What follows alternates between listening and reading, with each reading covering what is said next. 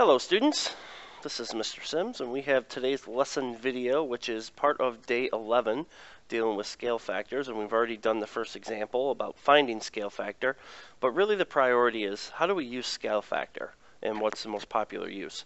We are on page 55 of our student book for this year, and example number 3 says using scale factors to find actual length.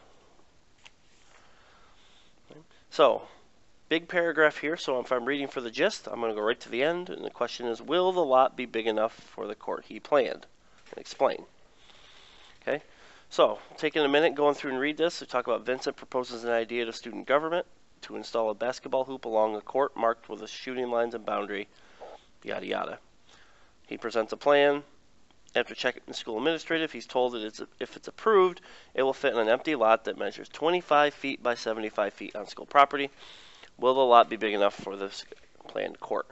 All right, so down here, a lot of times what's the most popular thing scale factors are used for are probably like blueprints or maps. All right, so in this particular example, here is a blueprint or a scale drawing of the basketball court.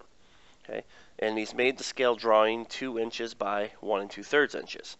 And it says, here's the scale. 1 inch on the drawing corresponds to 15 feet of actual length. Right? So now, in order to determine if it has, we have to find the actual. So this is a scale. What we're looking to find is the actual measurements. Okay?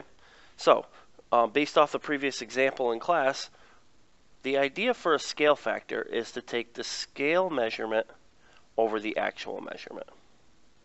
Okay? And if we make that connection back to the concept proportionality, your scale would be your y, your actual would be your x. Okay, so now what we're going to do is we're going to find the missing actual length. So we're going to take the scale over the actual. So this would be 1 inch is 15 feet. Okay, and we're going to first do, I guess we'll do this side right here. As a matter of fact, I'm going to do it down here right next to it so you see what I'm doing. So we're going to do scale over actual. 1 inch equals 15. Okay, and I'm going to put, and this is where, once again, we're setting up proportions. Remember we talked about how most of the problems in this module can be solved by setting up a proportion. So we got 1 2/3 inches, we put x on the bottom, and we'll find the actual measurement by doing our cross multiplying. So calculators are very nice here, so we go 15 times 1 ABC2, helps if I turn it on, 15 times 1 ABC2 ABC3, and we get 25 feet. All right, so the length of the basketball court is going to be 25 feet.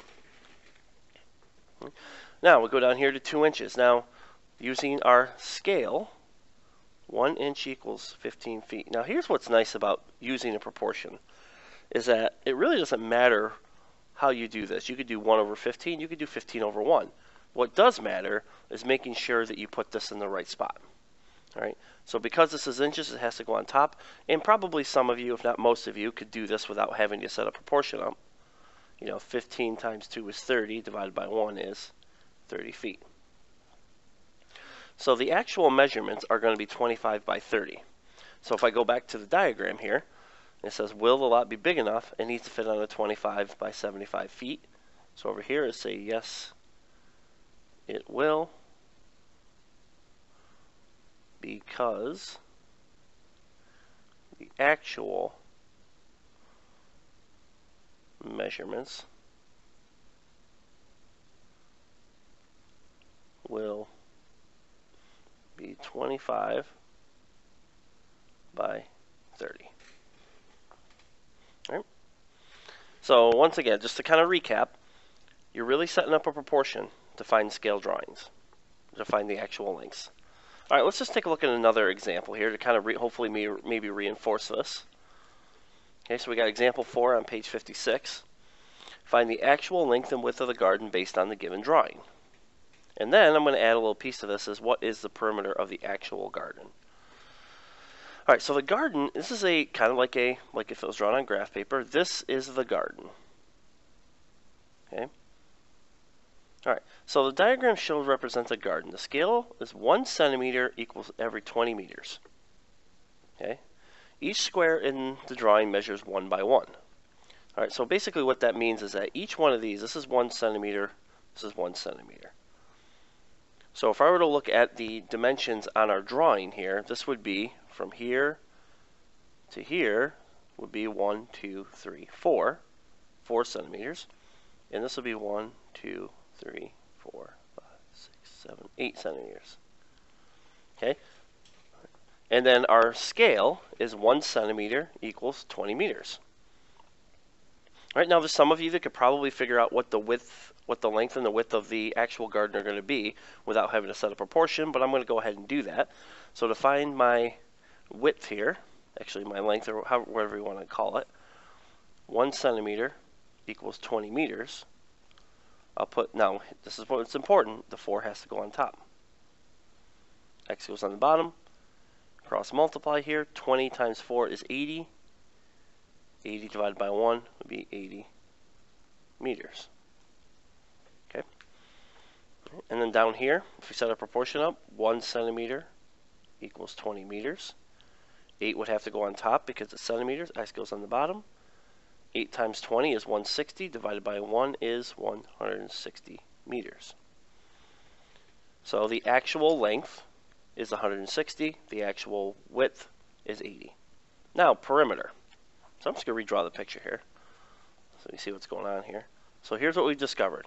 This is actually 80. This is actually 160. One thing about perimeter is when you add up all the sides. So if this is 80, over here is 80. And if this is 160, 160 here. And then you just add them together. So 80 and 80 together equals 160. 160 and 160 together equals 320. Moving this up so you can see what I'm doing. Okay, let's see, 0, 8. Yes, you do notice I am doing math by hand. Don't be afraid to do this by hand once in a while. And so the perimeter would be 480 meters. All right, then from here there is a checkpoint, which would be the example on the next page. This is page 57. Okay, there's a lot of reading here, but really what you need is right here and right there to answer the question. And then you have your independent practice. So, for recorded lessons, day 11 of Module 1, this is Mr. Sims, signing off.